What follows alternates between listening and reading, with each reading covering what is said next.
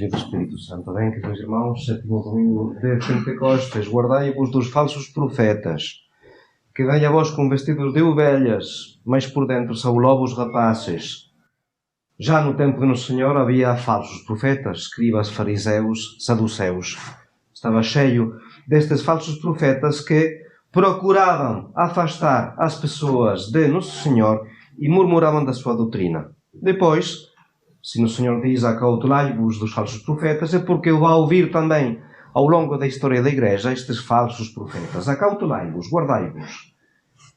Nós tivemos o concílio e o concílio foi realmente uma recolecção de falsos profetas.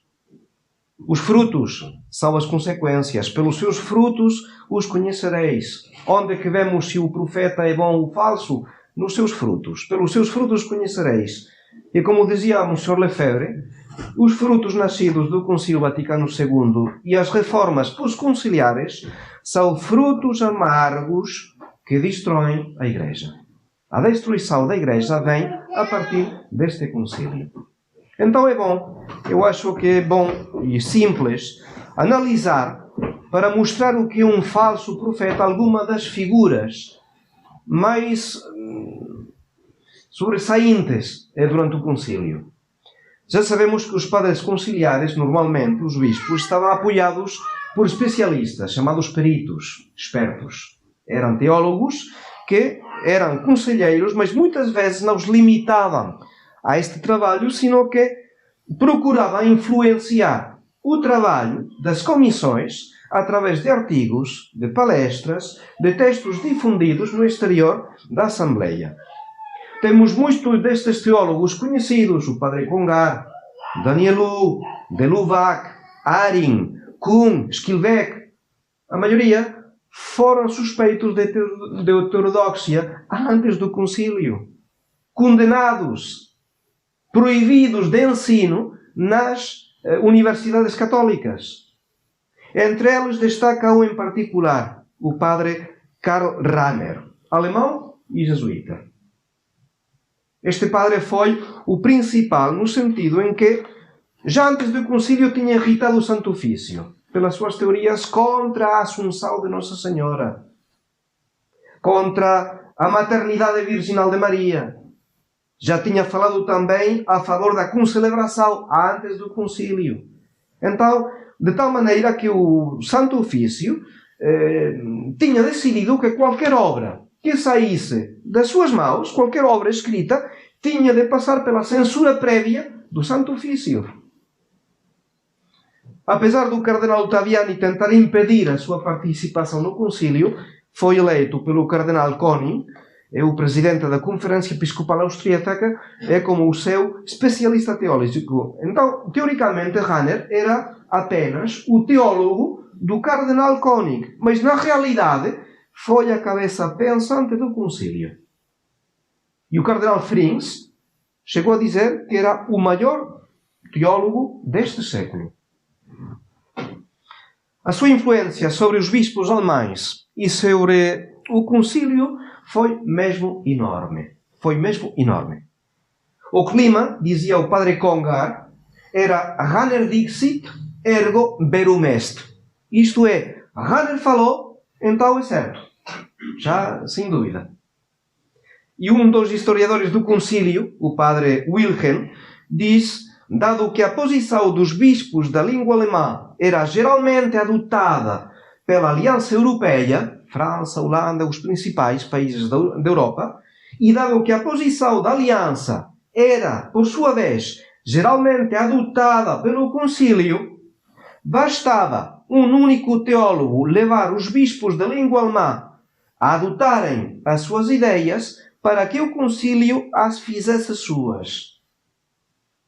Este teólogo existia, era o Padre Rahner da Companhia de Jesus. Rahner foi ele quem influiu nos esquemas sobre a revelação, sobre Nossa Senhora e sobre a Igreja.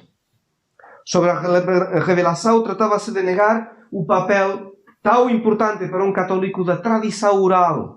Nós somos protestantes, mais da Sagrada Escritura, a tradição. Ele tentava negar este papel preponderante da tradição como fonte de revelação, de reduzir a inerrância da Sagrada Escritura, isto é, não há erros na Sagrada Escritura, limitando-o apenas a questões de fé e moral.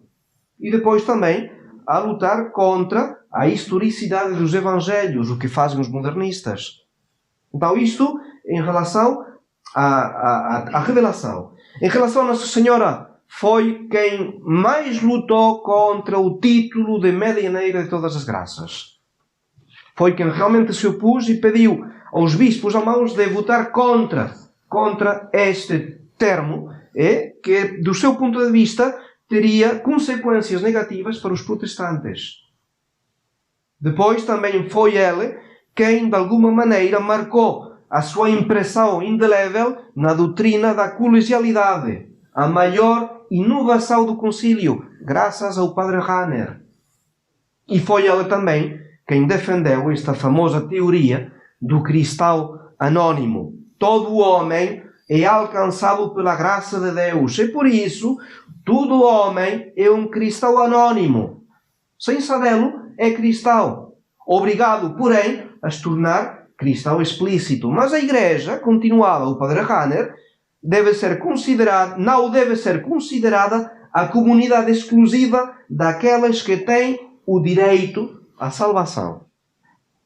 Então, o padre Rahner é uma figura realmente importante no concílio. Demais, o padre Rahner, jesuíta, manteve um romance secreto durante 22 anos com a escritora alemã Louise Rinser, viúva, divorciada 2 vezes. O último casamento oficial foi com acho que se chamava Karl Orff, o compositor da Carmina Burana. Então a revelação tornou-se pública porque esta mulher, em 1994, publicou a sua autobiografia contendo a sua metade da correspondência entre ela e o padre Rahner. 22 anos a escrever-se. Enquanto Rahner se tornava o teólogo progressista principal do Vaticano II, começou a sua correspondência, por vezes escrevendo 3 a 4 cartas por dia. E ficava zangado porque a outra não contestava. No total, Rahner escreveria mais de 2.200 cartas, e durante os anos 1962 a 1965, o concílio foram 758. Não está mal. O romance parece que nunca foi físico, mas não deixa de ser, de ser patético. Que um padre chame a Luísa do nome de um das personagens mascotes do Winnie the Pooh, o Winnie o Ursinho, assim se chamava, o nome de um personagem, e ela o chamava, o meu amado peixe. Peixinho, não come demais, caso contrário, eu não gosto mais de si. Não deixa de ser patético. Então, o padre Rahner morreu em 1984, rodeado pelos louvores de todos os seus amigos, incluindo o Papa João Paulo II. Foi grande amigo de Joseph Ratzinger. Depois afastaram-se, porque Rahner foi mais longe do que o padre Ratzinger, mas foram grandes amigos durante o concílio, trabalharam juntos. Então vemos como realmente é triste ver esta personagem tão capaz, atenção, tinha uma capacidade de trabalho enorme.